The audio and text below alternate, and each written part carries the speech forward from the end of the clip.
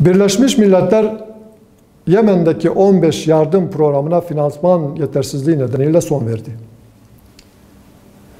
İnsani yardım programları için talep edilen 3,2 milyar dolardan yalnızca 1 milyar doları sağlandığı için ülkede 30 yardım programı daha kapanma tehlikesiyle karşı karşıyadır. Dünyanın en fakir ülkeleri arasında yer alan Yemen'de iç savaş ile birlikte 22 milyondan fazla kişi yardıma ve korunmaya muhtaç duruma düşmüştür. Yemen'de insani krizin derinleşmesini engellemek için kalıcı ateşkesin ivedilikle sağlanması gerekmektedir. Gerekli olan fon desteği ise uluslararası seferberlikle sağlanarak ülkenin tüm kesimlerine gıda ve sağlık hizmetleri ulaştırılmalıdır.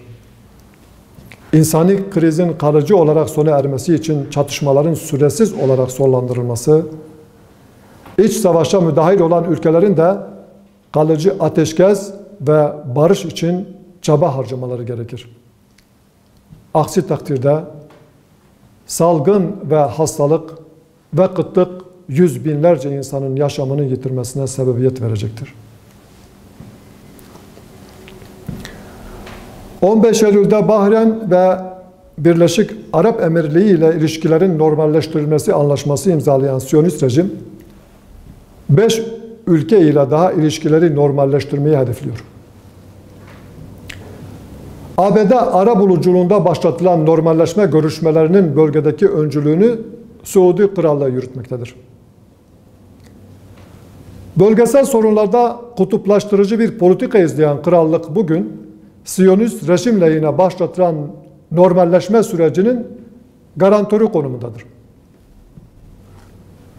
Filistin davasını ve Kudüs'ü işgal rejimine peşkeş çeken, bölgesel kuruluşlarda Siyonist rejim aleyhine karar alınmasını engelleyen Suudi Krallığı, ihanet çemberini daha da genişletmek istemektedir. İslam ülkeleri bu ihanet projesine karşı caydırıcı müeyyideler uygulamalı. Suudi Krallığı ve normalleşme anlaşması imzalayan ülkeler ile diplomatik ilişkiler derhal dondurulmalıdır. İçerisinde bulunduğumuz ihanet sürecine karşı Filistin'in yanında duruş sergileyen Katar, Cezayir, Fas ve Tunus'un tavrı tüm İslam ülkeleri için örnek teşkil etmelidir. Filistin davasına sahip çıkan İslam ülkeleri direnişe umut olmakta ve işgalin önüne geçmektedir. Siyonist rejim ve onu destekleyen ABD, normalleşme adı altında İslam ülkelerini Siyonist rejimle ilişki kurma ve işgali tanımaya zorlamaktadır. Bu şeytani plana karşı Hamas ve El Fetih başta olmak üzere bütün Filistinli gruplar bir araya gelmeli, Siyonist düşmana karşı birlikte direnmelidirler. Bu birliktelik şeytani planın hakim bırakılması açısından bir zarurettir. Bu anlamda Hamas ve Filistin Kurtuluş Örgütü'nün özgür iradeleriyle İstanbul'da bir araya gelmeleri son derece önemlidir. Yıllardır alınamayan mesafenin birkaç görüşmede alınması, Siyonist işgale karşı birlikte hareket edilmesi iradesinin ortaya çıkması, geleceğe yönelik umutları arttırmaktadır. Siyonist işgale karşı Kudüs dostu bütün devlet ve kuruluşlar güçlü bir şekilde Filistin halkının birlikteliğinin arkasında durmalıdır. Bu birlikteliğin devamlılığını sağlamalı, başkenti Kudüs olan bağımsız bir Filistin devletinin kurulması için bütün imkanlar seferber edilmelidir. Emperyalist güçlerin İslam coğrafyasına miras bıraktığı ve çözüm bekleyen sorunlardan bir tanesi de Güney Kafkasya'daki Karabağ sorunudur. Bir İslam toprağı olan ve uluslararası hukuka göre Azerbaycan toprağı olan Karabağ, 1992 yılında fiilen Ermenistan işgaline maruz kaldı. Fiili savaş Her ne kadar 1994'te bittiyse de Azerbaycan'ın %20'sini oluşturan Karabağ ve çevresindeki 7 bölge Ermenistan'ın işgalinde kalmaya devam etti. Her iki taraftan 31 insan öldü. Burada demografik yapı zorla değiştirilmeye çalışıldı. Hocalı'da yüzlerce sivil Ermenilerce soykırıma uğratıldı. Uluslararası kaynaklara göre 600 bin, Azeri kaynaklara göre 1 milyon Azeri mülteci durumuna düştü.